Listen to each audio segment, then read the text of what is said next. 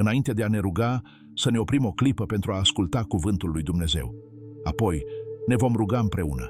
Ioan 11, 17 vingeți ne oferă una dintre cele mai intime și puternice povești din toată Scriptura. Este o poveste de tristețe, așteptare, dezamăgire și o credință care refuză să moară. Începe cu durere profundă. Când Isus a ajuns în Betania, Lazar, prietenul său drag, era deja mort de 4 zile. 4 zile lungi de doliu, 4 zile de finalitate, 4 zile de tăcere. Mormântul a fost sigilat, familia a fost spulberată, vecinii s-au întristat. Momentul s-a simțit final, pierderea a fost reală. Marta și Maria, surorile lui Lazar, îi trimiseseră mai devreme vorbă lui Isus. Sperau că va veni la timp. Ei credeau că îl poate vindeca pe fratele lor. Dar acum părea prea târziu. Când Marta a auzit că Isus era în sfârșit aproape, nu a așteptat. Nu stătea nemișcată în durerea ei. S-a ridicat și a fugit la el. Inima i-a fost frântă, dar tot a plecat. Maria, copleșită de durere, a rămas înapoi. Fiecare soră și-a purtat durerea diferit, dar ambele au simțit înțepătura dezamăgirii. Și apoi Marta îl întâlnește pe Isus și spune: Doamne, dacă ai fi fost aici, fratele meu nu ar fi murit. Ascultă din nou: Doamne, dacă ai fi fost aici. Poți auzi durerea din vocea ei? Durerea? Dezamăgirea brută? Este o propoziție pe care mulți dintre noi am șoptit-o printre lacrimi. Doamne, dacă ai fi răspuns rugăciunii mele, Doamne, dacă ai fi intervenit mai devreme, Doamne, dacă ai fi vindecat pe cel iubit, Doamne, dacă tocmai ai fi oprit acest lucru să se întâmple. Și totuși, chiar și în durerea ei, Marta nu se oprește. Ea nu pleacă. Nu lasă dezamăgirea să devină distanță. Ea continuă cu o frază care străpunge întunericul. Ioan 11, 22 spune: Dar chiar și acum, știu că orice ai cere de la Dumnezeu, Dumnezeu îți va da. Gândiți-vă la aceste cuvinte. Chiar și acum. 2 cuvinte simple, dar ele poartă greutatea cerului. Chiar și acum după înmormântare. Chiar și acum după lacrimi. Chiar și acum după tăcere. Chiar și acum când speranța pare dispărută și mormântul pare definitiv. Chiar și acum încă mai cred. Cuvintele Martei sunt crude, curajos, frumos. Ea credea că Isus putea încă să facă ceva, că puterea lui nu era limitată de timp, că el nu era limitat la cronologia ei, că chiar și după ce totul s-a uitat peste, el a avut încă ultimul cuvânt. Și Isus s-a uitat la ea și a spus: Fratele tău se va ridica din nou. Dar înainte de a face acest lucru, el a chemat mai întâi credința din inima Martei. Dragă prietene, oprește-te aici pentru o clipă, pentru că eu cred că Isus îți șoptește astăzi aceleași cuvinte. Chiar și acum, după ce visul a murit. Chiar și acum, după ce ușa s-a închis. Chiar și acum, după diagnostic. Chiar și acum, după trădare. Chiar și acum, după ce te-ai plâns să dormi săptămâni întregi. Chiar și acum, el poate aduce viața din nou. Poate ai îngropat unele lucruri, vise, relații, bucurie, încredere. Poate că ați decis să nu mai sperați, deoarece durerea dezamăgirii este prea grea pentru a fi purtată. Poate că ai început să-ți spui că e prea târziu. Poate te-ai convins că Dumnezeu a terminat de scris acea parte a poveștii tale. Dar Isus stă chiar în fața zdrobirii tale astăzi, spunând: Nu am terminat, nu am întârziat. Sunt aici și încă mai am puterea învierii. Acesta este genul de credință pe care Marta a avut, nu o credință care cere răspunsuri, ci o credință care încă crede în întuneric. O credință care îndrăznește să șoptească: Am încredere în tine, chiar și cu lacrimi în ochi. O credință care spune: Nu văd calea, dar știu că tu ești calea. Poate chiar acum familia ta este pe punctul de a se destrăma. Poate că ești epuizat mental, emoțional, spiritual. Poate că bătălia a durat atât de mult încât ai început să-ți pierzi lupta. Dar permiteți-mi să vă reamintesc acest adevăr. Isus nu este intimidat de mormânt. Nu e legat de timpul uman. Nu se teme de mizeria ta. Nu e descurajat de îndoielile tale. Nu tresare la sunetul plânsului. Și nu este niciodată prea târziu. El este învierea și viața. Când intră în scenă, lucrurile moarte se întorc. Când îți strigă numele, chiar și ceea ce a fost îngropat trebuie să se ridice. Așa că astăzi, lasă-ți inima să o spună din nou. Spune-o chiar și prin durere. Chiar și acum, Doamne, cred. Efeseni 3, 21 ne amintește: Acum celui care este capabil să facă mult mai abundent decât tot ceea ce cerem sau ne imaginăm, potrivit puterii sale care lucrează în noi, să-i fie slavă în biserică și în Hristos Iisus, de-a lungul tuturor generațiilor, în vecii vecilor. Amin.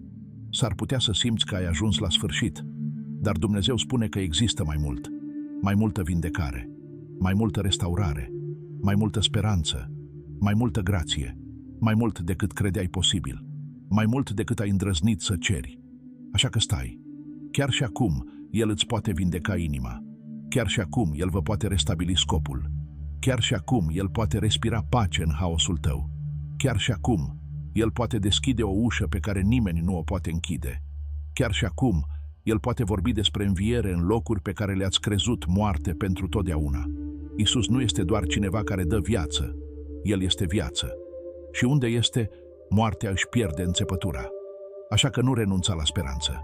Momentul tău, chiar și acum, poate fi mai aproape decât crezi. Acum să luăm un moment să ne rugăm împreună.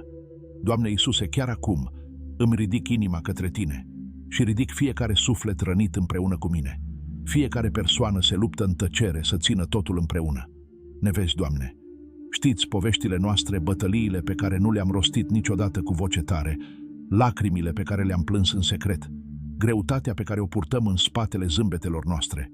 Pentru cel poate chiar eu care se simte la capătul frânghiei, pentru cel care s-a săturat să spere, pentru cel care s-a rugat și a așteptat, dar încă nu a văzut descoperirea. Vorbește, Iisuse, vorbește în tăcere, așa cum ai vorbit cu Marta în durerea ei, așa cum l-ai chemat pe Lazar din mormânt. Vorbește din nou, Doamne, cheamă lucrurile moarte din mine la viață, inspiră speranță în deznădejdea mea, șoptește pace în panica mea, vorbește cu scopul asupra confuziei mele, eliberați bucuria chiar în mijlocul durerii. Încă mai cred, Iisuse, chiar și acum, chiar și după întârziere, chiar și după tăcere, chiar și după dezamăgire. Cred că încă ești în stare, ești încă bun, încă faci minuni și aleg să stau pe acest adevăr astăzi. Nu ești limitat de ceea ce văd, nu ești reținut de cronologia mea, nu ești legat de ceea ce lumea numește final. Tu ești Dumnezeul care face frumusețea din cenușă, Dumnezeul care aduce lumină în cea mai întunecată noapte a mea, Dumnezeul care vine la mormânt și spune, rostogolește piatra. Deci chiar acum, Doamne, te invit înăuntru. Aduceți pace acolo unde mă simt neliniștit și neliniștit. Aduceți bucurie acolo unde durerea a zăbovit prea mult. Aduceți vindecare în locurile rupte din corpul și inima mea. Aduceți speranță acolo unde dezamăgirea a prins rădăcini. Adu o nouă viață viselor pe care le-am îngropat și credinței care au obosit. Chiar și acum, Doamne, mișcă-te în viața mea. Fă ceea ce numai Tu poți face. Tu ești restauratorul la tot ceea ce este rupt. Tu ești făcătorul meu de drumuri, făcătorul de minuni, păstrătorul promisiunilor. Tu ești cel care îmi ia ruina și scrie răscumpărarea peste ea. Tu ești cel care îmi șterge lacrimile și îmi transformă doliul în dans. Așa cum spune Psalmul 30, ascultă, Doamne, și fii milostiv cu mine. Doamne, fii ajutorul meu. Mi-ai transformat doliul în dans. Mi-ai scos sacul și m-ai îmbrăcat cu bucurie, ca inima mea să cânte laudele Tale și să nu tacă. Doamne, Dumnezeul meu, îți voi mulțumi pentru totdeauna, da, Doamne. Vă mulțumesc pentru modul în care rescrieți povestea mea. Vă mulțumim că ați luat ceea ce a însemnat dușmanul pentru rău și l-ați transformat în bine. Vă mulțumesc că m-ați întâlnit în cenușă și că ați respirat din nou viața. Chiar și atunci când nu înțeleg momentul, ajută-mă să am încredere în inima Ta. Chiar și atunci când mă simt uitat, amintește-mi că sunt încă ținut de dragostea Ta. Chiar și atunci când viața nu merge așa cum a fost planificat, lasă-mă să-mi amintesc, nu faci niciodată o greșeală. Cuvântul Tău din Matei 11 este refugiul meu astăzi. Veniți la mine, toți cei obosiți și împovărați, și vă voi da odihnă. Luați jugul meu asupra voastră și învățați de la mine, căci eu sunt blând și smerit în inimă, și veți găsi odihnă pentru sufletele voastre. Căci jugul meu este ușor, iar povara mea este ușoară. Iată-mă, Doamne, vin, îmi aduc epuizarea, îmi aduc temerile, îmi aduc durerea și poverile mele. Tot ce nu mai pot transporta le pun pe toate la picioarele Tale. Mă predau, eliberez controlul. Eu aleg încrederea în locul fricii, primesc pacea Ta și declar, înălțimea voastră e de ajuns. Puterea Ta este desăvârșită în slăbiciunea mea. Așa cum ai spus în a doua epistolă către Corinteni, capitolul 12, harul meu îți este de ajuns, căci puterea mea este desăvârșită în slăbiciune. Așa că mă voi lăuda cu slăbiciunea mea nu pentru că îmi place, ci pentru că știu că acolo te miști cel mai mult. În cazul în care eu nu reușesc, tu intervii. Unde sunt gol, tu umpli. Când rămân fără cuvinte, spiritul tău mijlocește pentru mine. Chiar și acum, chiar acum lucrezi, chiar dacă nu văd, chiar dacă nu o simt, chiar dacă mormântul pare încă închis. Ești în spatele scenei, orchestrând lucruri pe care nu pot începe să le înțeleg. Tu ești păstorul meu, mergând cu mine prin vale. Tu ești stânca mea, de nezdruncinat și credincios. Ești vindecătorul meu, reparând răni pe care nimeni altcineva nu le vede. Tu ești răscumpărătorul meu, restaurând ceea ce credeam că a fost pierdut pentru totdeauna. Și așa, te venerez, Iisuse. Îmi ridic ochii spre tine. Nu te schimbi niciodată. Nu dai greș niciodată. Nu pleci niciodată. Îți mulțumesc că mă iubești cu o dragoste neobosită. Mulțumesc că stai aproape când sunt rupt. Vă mulțumesc că ați prins fiecare lacrimă, ați auzit fiecare strigăt și ați știut fiecare detaliu al durerii mele. Cred, Doamne, cel mai bun este încă înainte. Nu ai terminat.